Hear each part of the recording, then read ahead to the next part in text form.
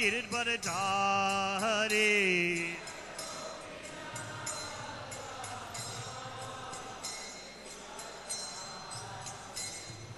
Yashoda Nandana Rajajana Ranjana.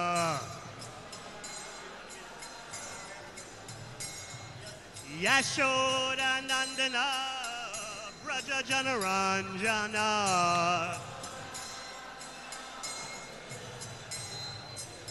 Jamuna Tira Vanachari.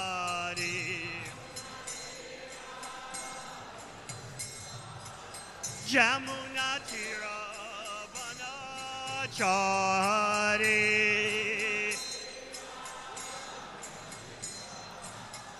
Jai Radha Madhava Kunja Bihari.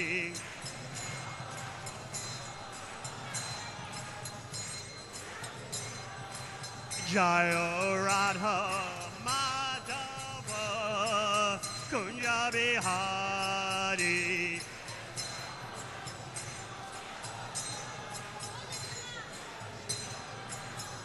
Hare Krishna, Hare Krishna, Krishna Krishna, Hare Hare, Hare Rama, Hare Rama,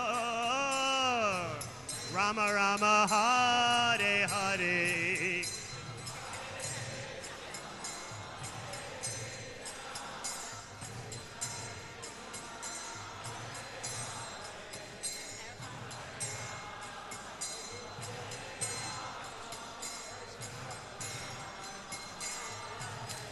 Hare Krishna, Hare Krishna, Krishna Krishna, Hare Hare, Hare Rama, Hare Rama, Rama Rama, Hare Hare.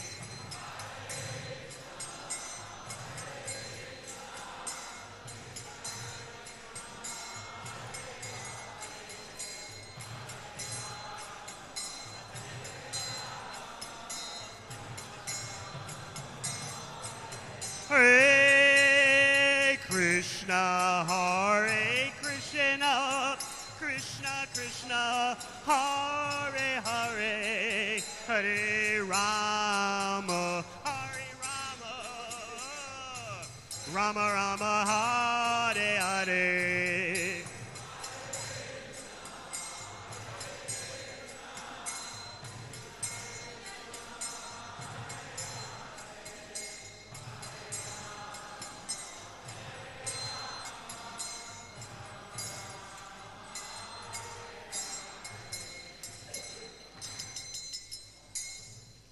Jai Om Rishabham Sabadadajikacharya Astatara Satasi Srimad A.C. Bhakti Vedanta Swami Maharaj to the Prabhupada Ki. Jai Om Rishabham Sabadadajikacharya Stotara Satasi Srimad Bhakti Siddhanta Saraswati Thakur Prabhupada Ki. Anantakoti Vaishnavinda Ki. ISKCON founder Acharya Srila Prabhupada Ki. Namacharya Srila Haridas Thakur Ki. Prem Sakaho Sri Krishna Chaitanya Prabhu Nityananda Sri Advaita Gadadhar Sri Vasari Gaur Bhakta Vrinda Ke Sri Sri Radha Krishna Gopagopinath Shama Kun Radha Kun Giri Govardhan Ki Vrindavan Dham Ki Navadvip Dham Ki Ganga Mai Ki Yamuna Mai Ki Tulasi Devi Ki Bhakti Devi Ki Samaveda Bhakta Vrinda Ki Go Premanande. All glories to the assembled devotees. All glories to the assembled devotees. All glories to the assembled devotees. All glories to Sisi Guru Gauranga.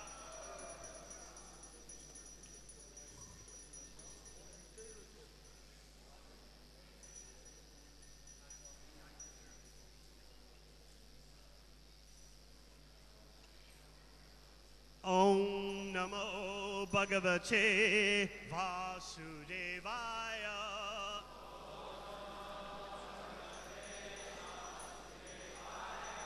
Om Namo Bhagavate Bhagavate Vasudevaya.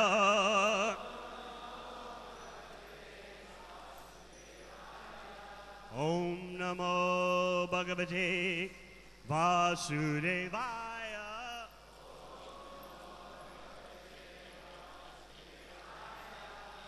Srimad Bhagavatam, Canto 4, Chapter 30, The Activities of the Prachetas, Text 33.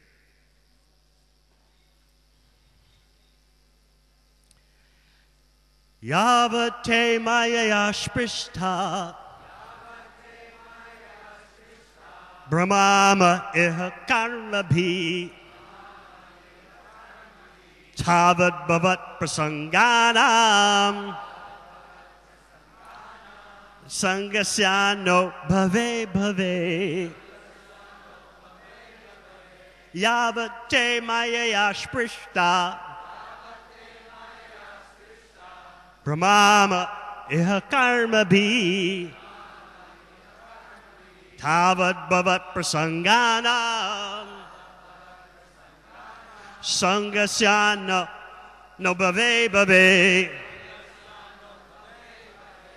Yavate Mayaya Sprishta Brahmama Iha Karmabhi Tavad Bhavat Prasanganam Sangasyano Bhave Bhave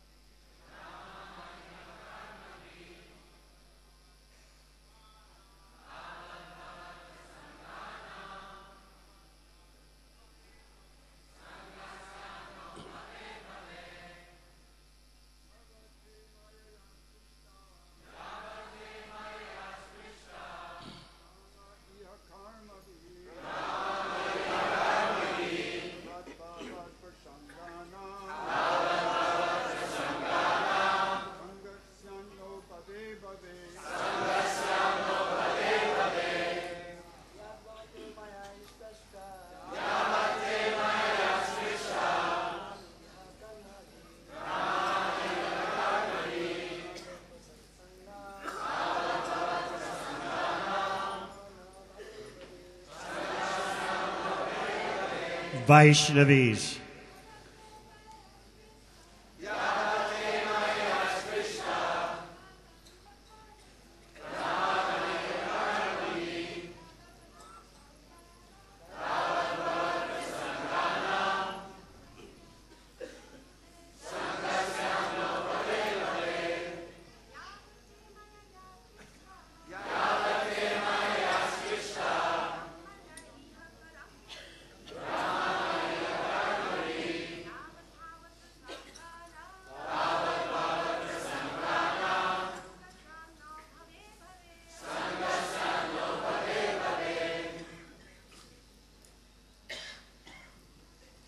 Yavat, as long as, te, your, Mayaya, by the illusory energy, Sprishta, contaminated, Brahmama, we wander, Iha, in this material world, Karma be, by the reaction of fruitive activities, Tavat, so long. Bhavat Prasanganam, of your loving devotees. Sangha, association. Syat, let there be. Na, our. Bhave, bhave, in every species of life. Translation. Dear Lord, as long as we have to remain within this material world due to our material contamination, and wander from one type of body to another and from one planet to another. We pray that we may associate with those who are engaged in discussing your pastimes. We pray for this benediction, life after life, in different bodily forms and on different planets. Purport. This is the best benediction that a devotee can ask of the Supreme Lord. This is also confirmed by Sri Chaitanya Mahaprabhu. Stane stita shrutikatam tanuvan manobhi. One may be in one position or another according to destiny. But in any case, one must continue to hear about the activities and pastimes of the Supreme Lord, regardless of circumstances. A pure devotee does not pray for liberation or for cessation of the cycle of birth and death, because he does not consider that important. The most important thing for a devotee is getting a chance to hear about the pastimes and glories of the Lord. The devotees who engage in the service of the Lord in this world will have the same opportunity in the spiritual world also. Thus, for a devotee, everything is in the spiritual world, for as long as he can hear about the pastimes of the Lord, or wherever he can chant, the Lord is personally present.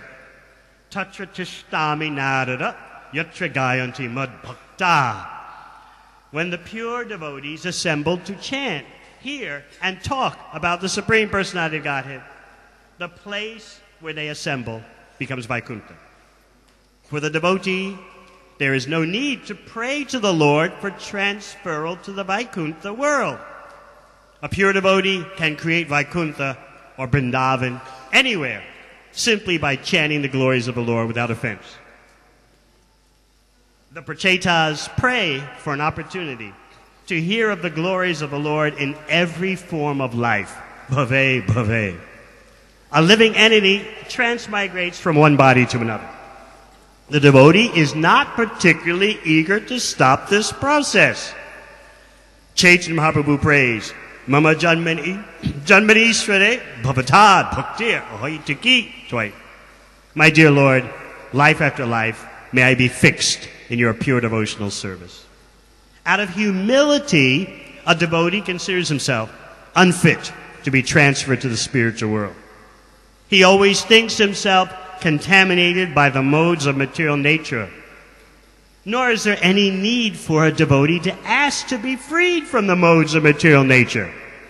Devotional service itself is in the transcendental position. Therefore, there is no question of asking for this special facility. The conclusion is that a pure devotee is not anxious to stop the repetition of birth and death, but is always eager to associate with other devotees who are engaged in chanting and hearing about the glories of the Lord. Translation again. Repeat after me, please. Dear Lord, as long as we have to remain within this material world, due to our material contamination, and wander from one type of body to another,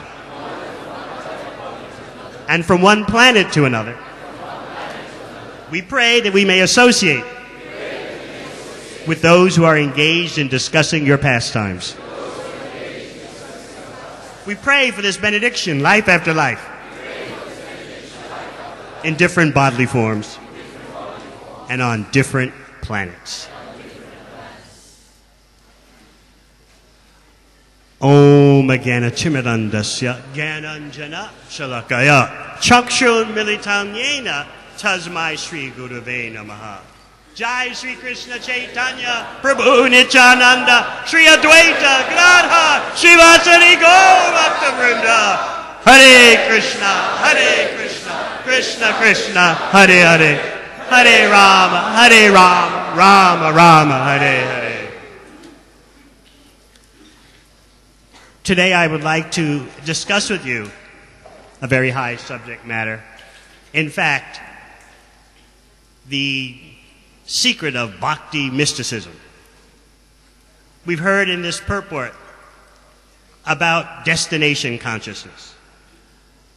How it is that the highest standard of devotion is not about striving to go back to the spiritual world, but instead we strive to always be in a situation where we can glorify Krishna in the association of devotees.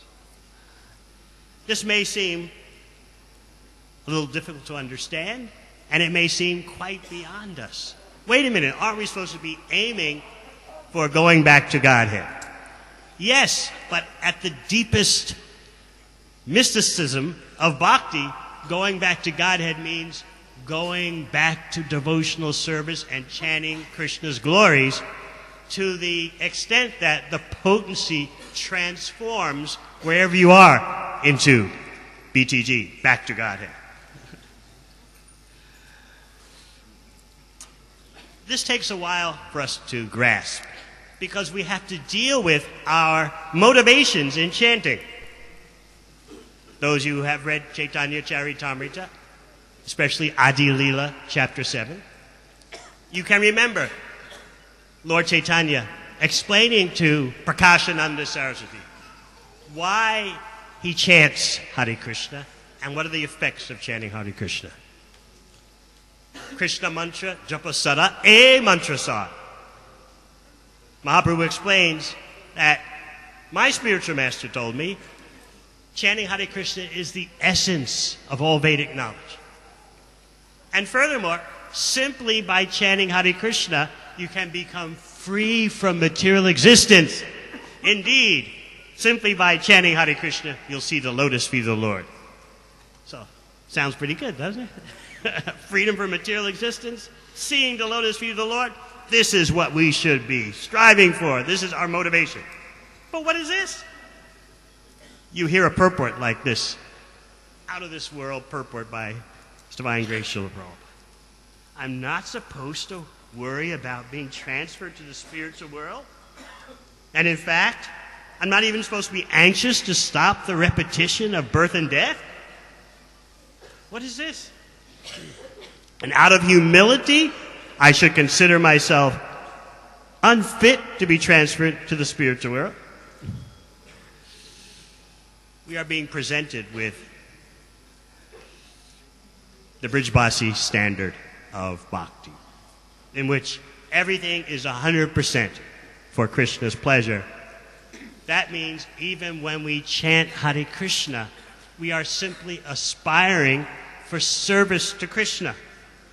However Krishna wants the service, wherever Krishna wants the service. Whether we chant or while we're chanting and engaging in devotional service, our goal is not liberation. Our goal is not even to go to the spiritual world. I remember Srila Prabhupada explaining this point to some book distributors in Atlanta.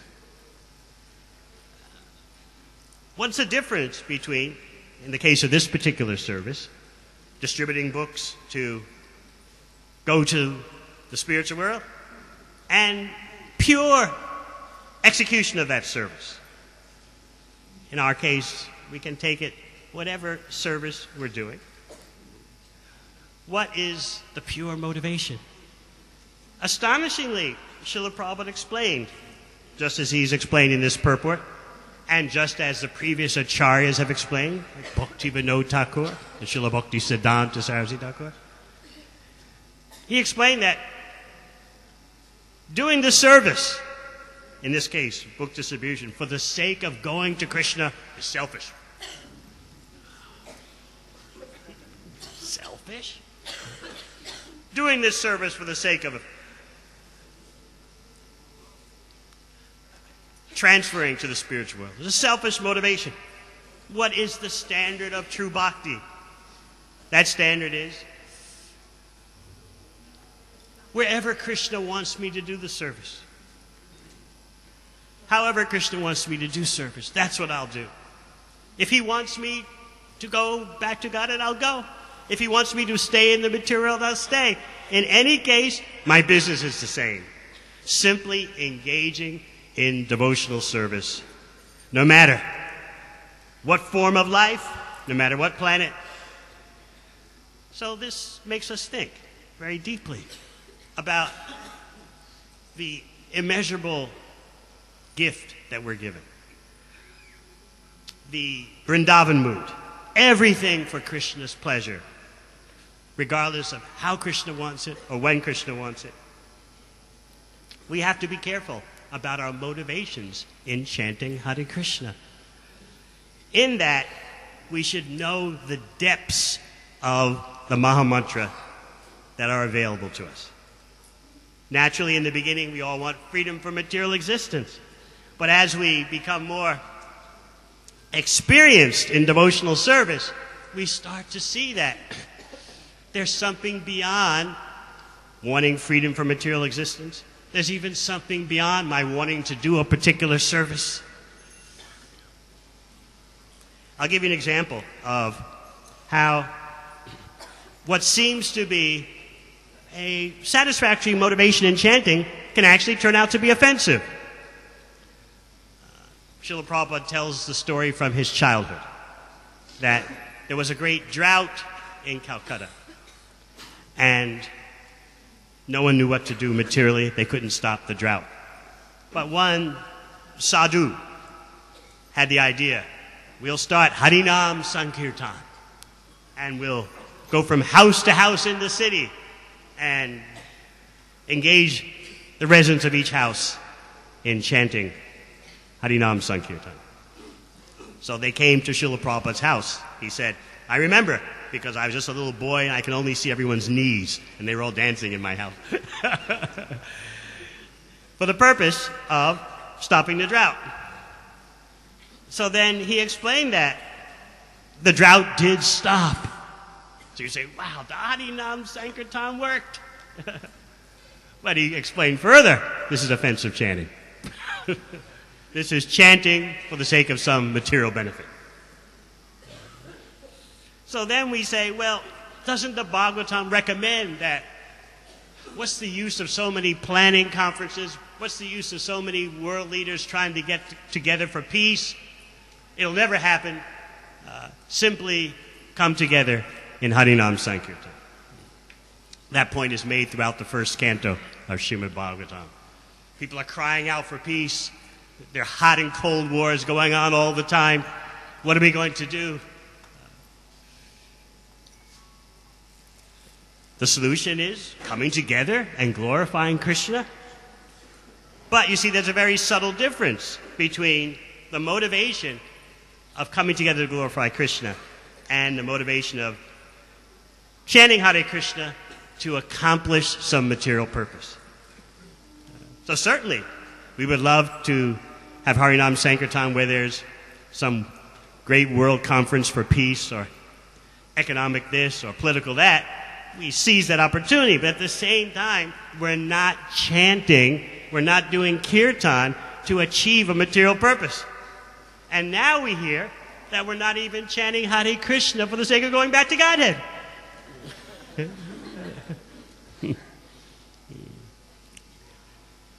Srila Prabhupada is giving us the highest, just as Bhakti Siddhanta Saraswati Thakur did, just as Bhakti Vinod Thakur did.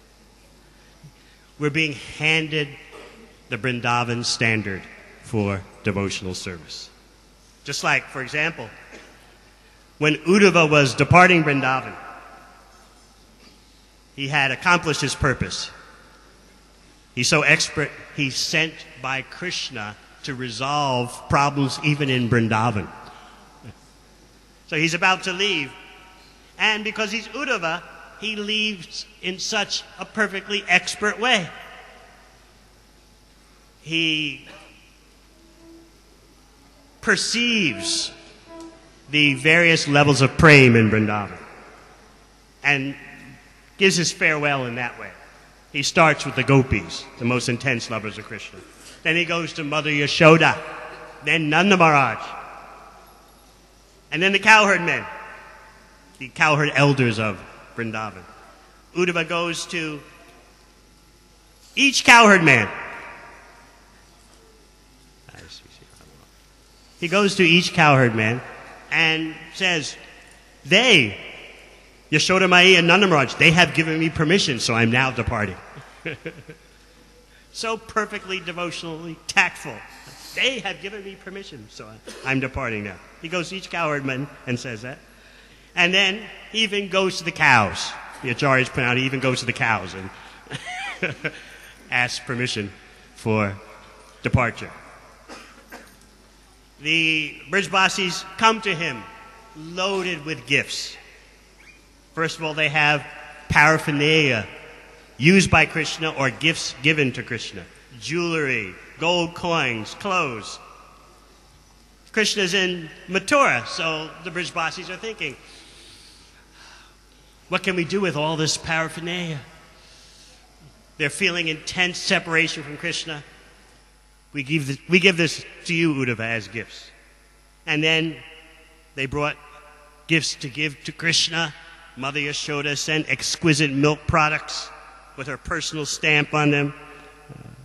They brought gifts for Vasudeva and Devaki, for Balaram.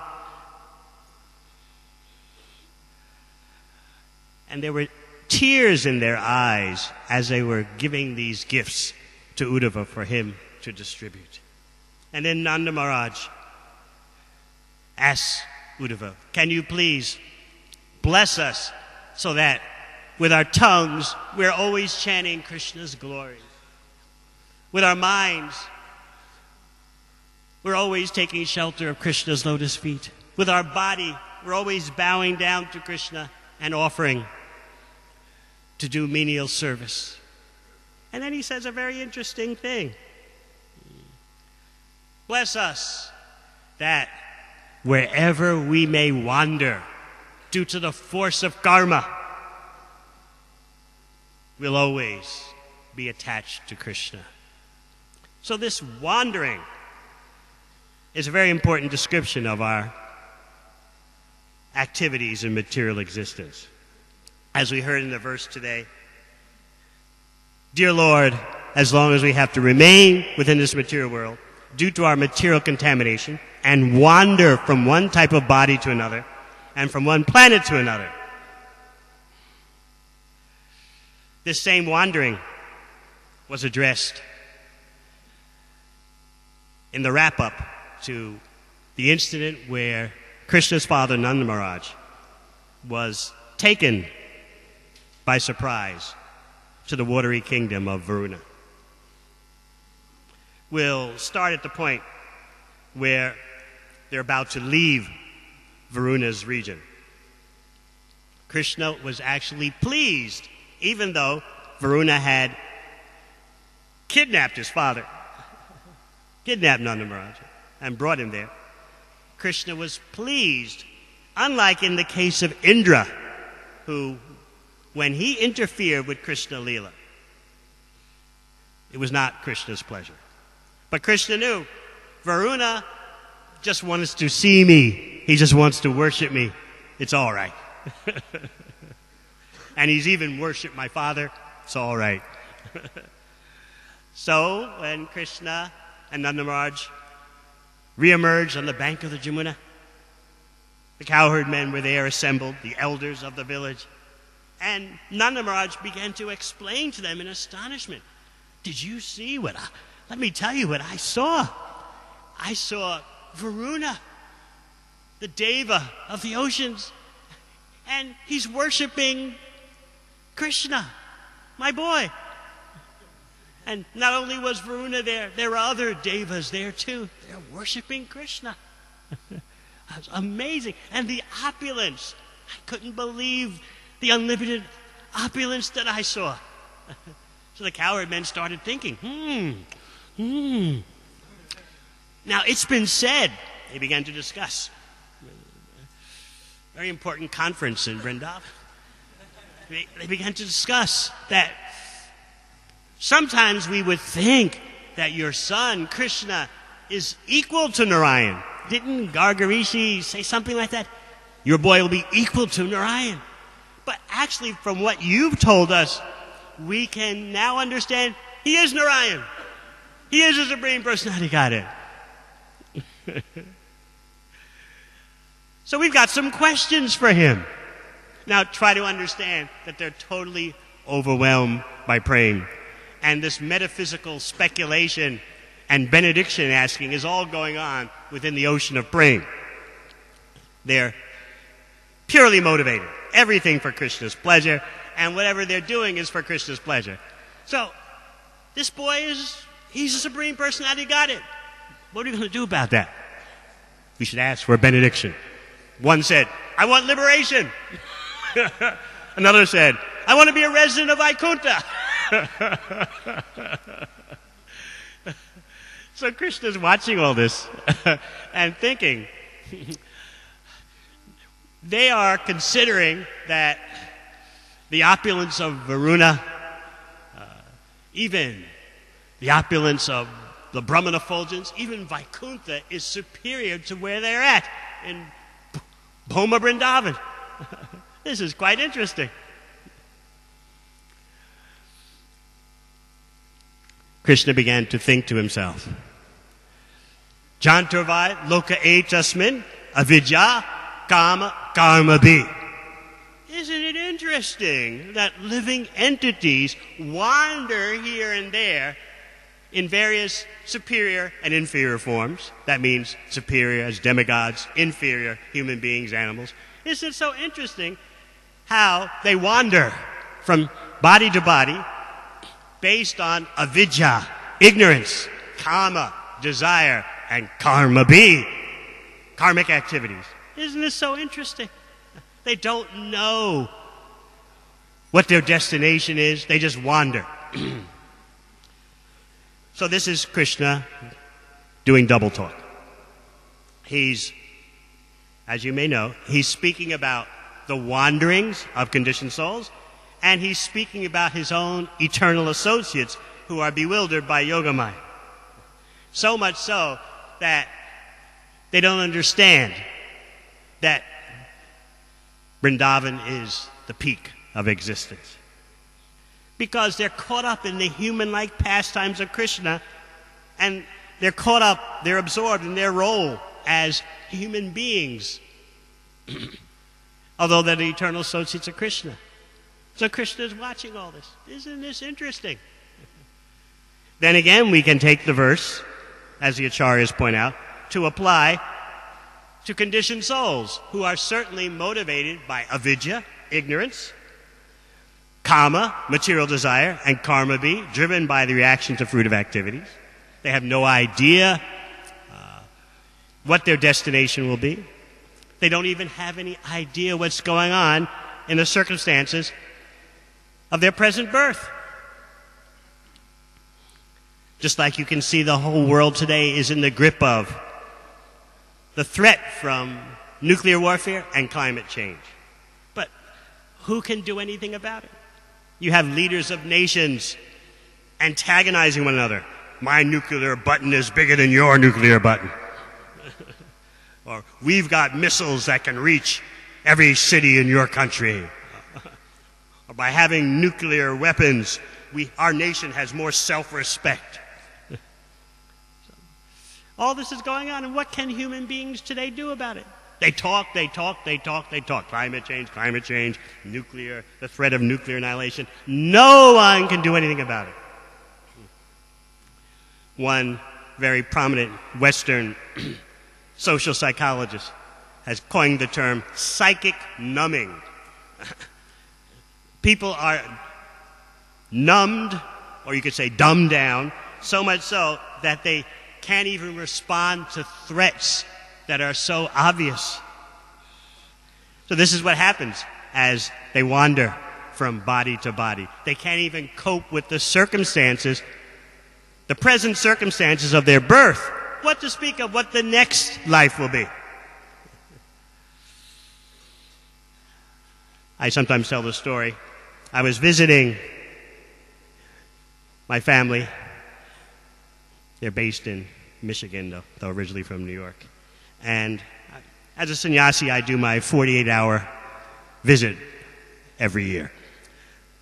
And my family is staunchly Christian. So I can't say much, and I'm just thinking, when can I get out the door and go get some prasad and get a chance to hear kirtan and Bhagavatam? I mean, all glories to the family. When is this 48-hour visit per year going to end? I'm just being honest. It's my ashram, you know. It's not the style for everyone. But so sometimes, because my material family is, you would say they're pious and absorbed in Christianity. Sometimes they have discussions. We're going home. We're going home. Or so-and-so just died. He or she went home, went home. And so, as a young devotee 40 years ago, of course, I would have probably said something like, well, can you tell me about home, what goes on there? But in 40 years, hopefully we've matured a bit. And so I appreciate that they have some vague concept that there's a supreme destination. I brought up just recently, in the mood of being ecumenical and interfaith, I said, Mother, do you know, I won't mention his name, do you know what the most famous evangelical or Christian preacher in American history, do you know what he said? Oh, my boy, very nice. You're being shastric. You're quoting from the Acharyas. I said, he said that when he gets to heaven, I said it with a straight face, and I had to say something. When he gets to heaven, they're going to be golden brick roads. And he's going to drive on those golden brick roads in a yellow Cadillac. That's the topmost luxury car in America. And as he's driving on the yellow brick road, the golden road with the yellow Cadillac, he's going to go from one party to another, and at each party, he'll be served by angels. So they all, he said that? I said, yeah, you said that. So I'm kind of doing a double. Yeah. I'm being a little ironic, and at the same time, I'm encouraging them in their bhakti. You know, they're at where they're at. As I said, in my immature days, 40 years ago, I would have probably said something heavier. But our devotees are much better due to the efforts of ISKCON communications. We understand that we have to communicate in context and sensitively. At the same time, we don't compromise our message. So it was time for me to go. 48 hours. I had to get out the door. I almost get out the door. They stopped me. Oh, prayer circle. Okay. Yeah. Let's be honest. I need all the prayers I can get. And 40 years ago, I would have said, what is this? You know, I'm not praying with meat eaters, this, that, the other. But now, as old age brings wisdom and understanding that they are religious people, and I should encourage them, and if they want to pray for me, who am I? As Prabhupada writes in the purport, a devotee thinks himself contaminated by the modes of material nature. So, yeah, they want to pray for me. Okay. So right before I get out the door, they form a prayer circle. You have to hold hands. And then my middle brother began a prayer. And I appreciated the prayer. Dear Lord, we wish upon our family member safe travels, and we wish that he finds his way to Jesus and receives salvation. So there I was holding hands, and I was thinking, In my younger days, I would have said something. Bhakti is beyond salvation. But nope, I bit my tongue. We have to have a mature way of dealing in bhakti. This is not the 70s, it's not the 60s. What's wrong with them praying for you? What's wrong with you? You're appreciating their religiosity. So I accepted their prayers and then went to get some prasadam and kirta. So I bring this up as an example of Krishna saying to himself about the Brijbasis in a double way. These Brijbasis, they don't know what their destination is. They're wandering. How could the Brijbasis be described as having avidya, ignorance? Because they're so absorbed in the sweetness, the madhurya of Krishna's pastimes, that they don't understand they're at the peak of existence. And what about kama? Do they have lust? Do they have material desire? No, they're driven by an acute desire to satisfy Krishna's senses. Then, karma be. Can the Brijbasis have karma? Karmic reactions? No, the acharyas point out. What's happening is that the karma be, referring to them, means they're engaged in favorable activities for Krishna's pleasure. So Krishna is thinking to himself in that way. He's referring both, as we said, to the Brijbasis, and he's also referring to the conditioned souls. Conditioned souls wander due to nescience, due to material desire, due to karma. They go to inferior, superior destinations. They don't have a clue what's going on. So we already explained very briefly how human beings today, what to speak of their destination, they don't understand even their present circumstances.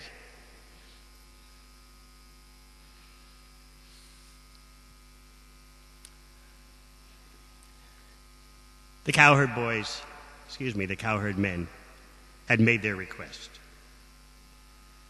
Liberation, residence in Vaikuntha. So Krishna, out of affection, Shukadeva Goswami described him as Mahakarunika, supremely merciful. Oh, they want to see this stuff, eh? I'll show them what is Brahman. I'll show them what is Vaikuntha. So Krishna did that. He, in the apparent process of submerging them in a lake of the Jamuna River, Brahmahrada, he brought them to Brahman. But usually when you merge into Brahman, you're trapped. Can't get out, generally speaking. But because Krishna was doing it, he could bring them out. He could bring his eternal associates out of Brahman realization. And then he showed them Vaikuntha. And past Vaikuntha, he showed them Goloka. So what was the cowherd men's reaction when they saw Goloka? Amazing. This looks just like our hometown. How great is that? It looks the same. In that way, Krishna showed them Goloka Vrindavan, Bhoma Vrindavan, there's no difference.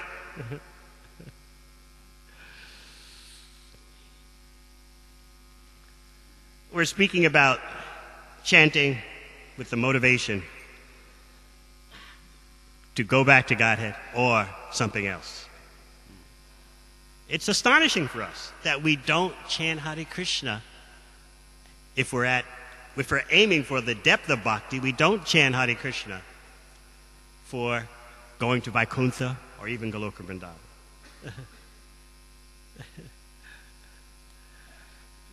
This is the realization, the motivation that we're aspiring for.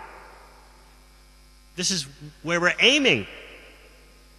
This is the Vrindavan consciousness in such a way that by having that consciousness, you're already back to Godhead, and you can create Vrindavan anywhere simply by chanting the glories of the Lord without offense. Bhaktivinoda Thakur says the same thing. Birth after birth, I don't mind. Even if I'm an insect, kita janmao. But let me be an insect in the house of a devotee because there'll be glorification of Krishna there. So sometimes when Srila Prabhupada was explaining this same point that comes down through disciple succession, he was, Vaikuntha, Goloka Vrindavan, what's the need of it? What's the need of going to Vaikuntha? What's the need of going to Goloka Vrindavan? If your motivation is to serve Krishna and simply engage in distributing Krishna's glories, chanting Krishna's glories, you do that business anywhere, everywhere. You're already back to Godhead. As we read in the purport, devotional service itself is in the transcendental position. Therefore, there is no question of asking for this special facility of going back to Godhead. The conclusion is that a pure devotee is not anxious to stop the repetition of birth and death, but is always eager to associate with other devotees who are engaged in chanting and hearing about the glories of the Lord. So in this way, we can consider how we've been handed the deepest truths of pure bhakti, and we have a chance for that. This should be our aspiration. Yes, chanting Hare Krishna to engage in Krishna service, but not chanting Hare Krishna to engage in a particular service, because that's dictating to Krishna. The Acharyas explain this fine point. When you're chanting Hare Krishna, when I'm chanting Hare Krishna, our aim should be whatever service Krishna wants. Let Krishna decide. Otherwise, it's selfish, as the Acharyas explain. Krishna, I want to serve you in this way. When Krishna says, Sarva Dharmam Prityaja Mamekam Sharanam Vraja, he means, you take my plan. You take whatever service I give you. So we're seeing these different layers of bhakti in motivation for our chanting. Everyone knows. My dear Lord, please engage me in your service. And now we hear that we're not dictating to Krishna about what service we should do. We're thankful for any service opportunity that Krishna arranges for us. And we're also hearing that we're not having a motivation for our chanting. The motivation for our chanting is not to go back to Godhead. Our motivation is, Krishna, wherever you want me to serve. My business will be the same wherever you put me. If you think I'm ready to go back to Godhead and you want me there, okay.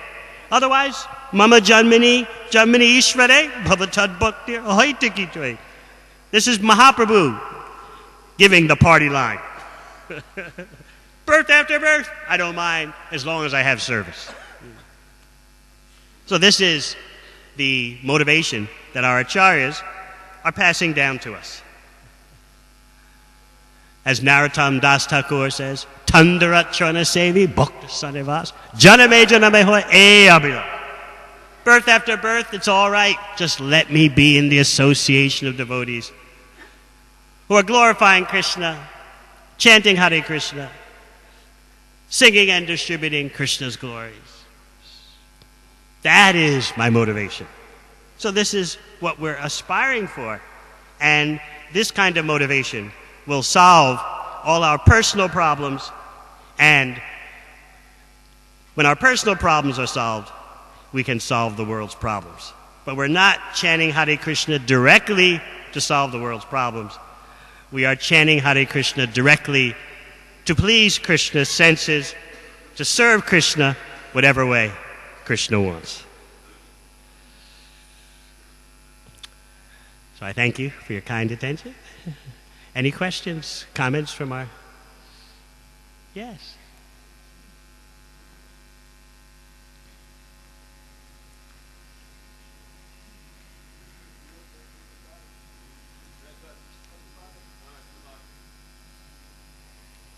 Haribol. Okay. Thank you so much, Maharaj, for not only a very educational class, but also entertaining, which doesn't hurt. Just the question is that for preaching, there's that principle, well, there are two principles. One is the yena kena, what is it? Manakrishnena sevayat. Somehow or another we have to engage them in devotional service, which centers on chanting. And at the same time, in Bhagavad Gita, in chapter 3, there are several verses that warn us that those who are really vidvan, those who are really intelligent, they don't disturb the minds of those who are attached to fruitive activities, even though such people are less intelligent, as it's soon described. Rather, he joshayat sarva karmani, vidvan yukta samacharan. He dovetails their activities. So supposing there is, like Srila Prabhupada, he acceded to going to the United Nations and participate in some vigil for world peace. Supposing there's some cause like world peace or something like that, and devotees are engaging people to chant the holy name, even though those people's chanting would be not yet pure because they're after some material benefit. But the devotee himself, isn't he free from the impurity if his motivation is to engage others? Yes, of course. The devotee, the mature devotee, is not chanting for any material purpose, but he or she is seizing the opportunity that wherever people gather, we'll chant the holy names. But we're not thinking, this is going to stop the drought. This is going to stop the mudslides. This is going to stop the nuclear warfare directly. We're aiming at Krishna's pleasure, and that sorts everything out. But we'll take advantage of any opportunity where people meet to present and distribute the knowledge of Bhakti to them. But what I was attempting to talk about today is our own motivation.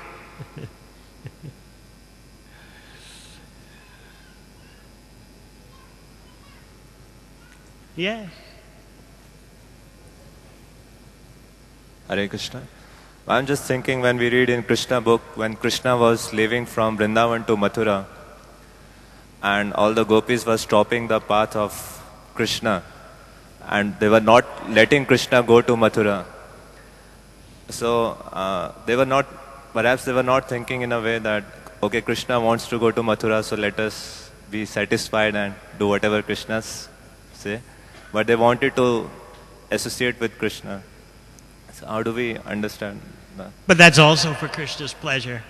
Love of Krishna and separation gives Krishna the highest pleasure. Therefore, Krishna left. And he comes as Sri Chaitanya Mahaprabhu, not only to taste that love of Krishna and separation, but also to distribute it. Chaitanya Mahaprabhu is the taster and distributor of love of Krishna and separation. And Krishna is the enjoyer. They both are inseparable. Krishna as Gora tastes and distributes love of Krishna and separation. Gora as Krishna enjoys. Two, you could say roughly, two sides of the same coin. Both are the original personality of Godhead. Yes.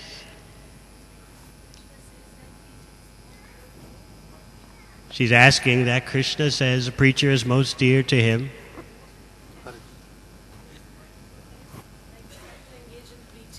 And she says the most dear activity is to engage in preaching. For spiritual master and Srila Prabhupada. So is it right to pray? Because for preaching one needs adhikar.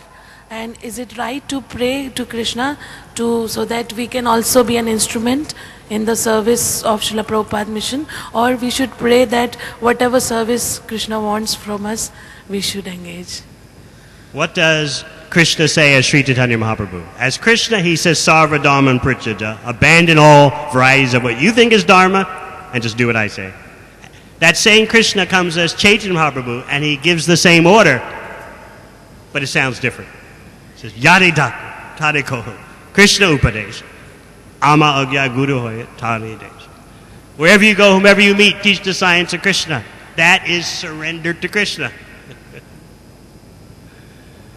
So how do you navigate your way through all these complexities about pleasing Krishna for Krishna's pleasure?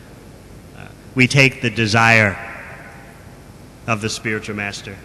In ISKCON, whether you're a guru or a disciple or both, you take the desires of Srila Prabhupada. And in that way, you become dear to Krishna. Thank you very much. Hare Krishna.